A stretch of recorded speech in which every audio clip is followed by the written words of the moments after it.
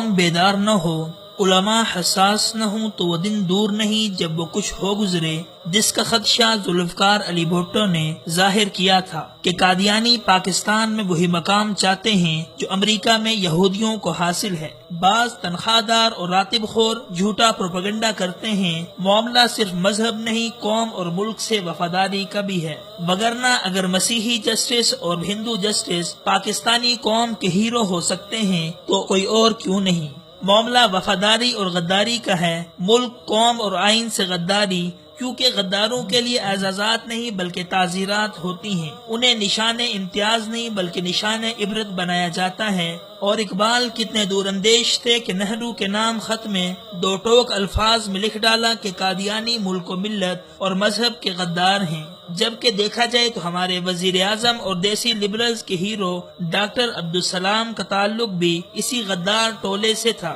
اس نے اگر اپنی زندگی میں پاکستانی آئین کی حیا کی ہوتی اور ریاست سے وفاداری برتی ہوتی تو پھر تو کوئی جواز بھی تھا کہ اس کے نام سے قائد اعظم یونیورسٹی کا شعبہ فزکس موسوم کیا جاتا، مگر اس نے اپنی زندگی کے ایک ایک قدم پر ثابت کیا کہ اقبال کا وجدان درست تھا، جبکہ اس معاملے میں تو صورتحال اس سے بھی بدتر بلکہ غیر اخلاقی ہے کہ ایک ایسا کردار کہ جس نے اس شعبے کی بنیاد رکھی، جس نے اپنی پوری زندگی اس کے لیے کھپا دی، اس کا نام ہٹا کر ایسے کردار کے نام کیا جا رہا ہے جس نے صرف ملک کی نفرت میں اسی یونیورسٹی کے اسی شعبے کے لیے کام کرنے سے یہ کہہ کر انکار کر دیا تھا کہ میں اس ملک کے لیے کچھ نہیں کرنا چاہتا۔ یقیناً سمجھ سے بالاتر ہے کہ وہ کون سی خدمات ہیں جن کی بنا پر ہماری حکومت قوم کے بچوں کے ذہن مسموم کرنے پر تلی ہوئی ہے، وگرنہ ڈاکٹر عبدالسلام کی خدمات کن کے لیے تھیں اور کیا تھیں، اس کا ایک ایک گوشہ عیاں ہے اور ریکارڈ پر موجود ہے۔ کسے نہیں معلوم کہ آئین پاکستان کے روح سے قادیانی مسلمان نہیں ہیں،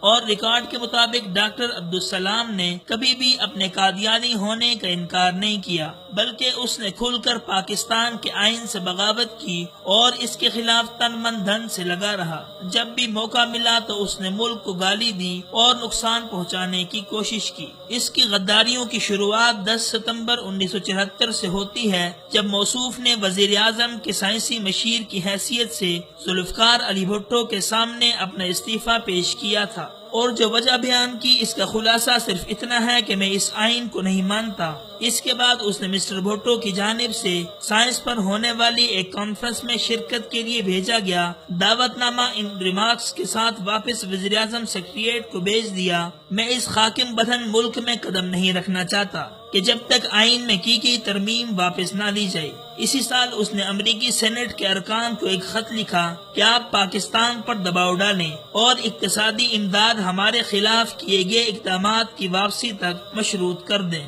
اسی طرح برطانیہ کے اخبار لندن پوسٹ کے مطابق ملکی اداروں نے ڈاکٹر عبدالسلام کی سرگرمیوں کے حوالے سے رپورٹس دیں اور ثبوت فراہم کیے کہ موصوف پاکستان کے ایٹمی پروگرام کی امریکہ کو مخبری کر رہا ہے۔ وزیر اعظم ذوالفقار علی بھٹو نے ڈاکٹر عبدالسلام کی ایٹمی لیبارٹریز میں داخلے پر پابندی لگا دی، جبکہ وزارت داخلہ نے ایٹامک انرجی کو باقاعدہ خط لکھا تھا، کیونکہ استعفے کے باوجود اسے یہ استحقاق حاصل تھا۔ صرف اسی پر اکتفا نہیں بلکہ اپریل 1984 کو قادیانی جماعت کے سربراہ مرزا طاہر احمد قادیانی امتناع قادیانیت آرڈیننس کی خلاف ورزی پر مقدمات کے خوف سے لندن بھاگ کر چلے گئے اور اپنے مرکز میں پاکستان کے خلاف خوب زہر اگلا۔ اس وقت یہی ڈاکٹر عبدالسلام مرزا طاہر کے سامنے صف اول میں بیٹھا ہوا تھا۔ مرزا طاہر نے کہا کہ احمدیوں کی بددعا سے عنقریب پاکستان ٹکڑے ٹکڑے ہو جائے گا۔ انہوں نے امریکہ اور دوسرے یورپی ممالک سے اپیل کی کہ وہ انسانی حقوق کی خلاف ورزی پر پاکستان کی تمام اقتصادی امداد بند کر دیں،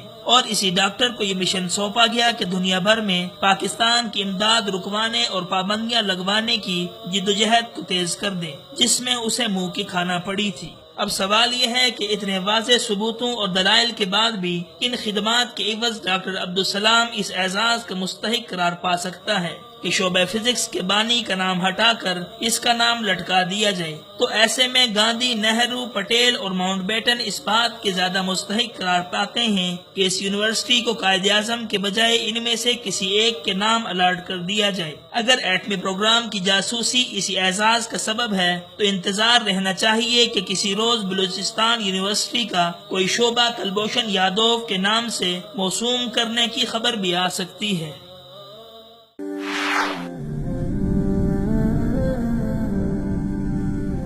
وصال اردو، حق کا راہی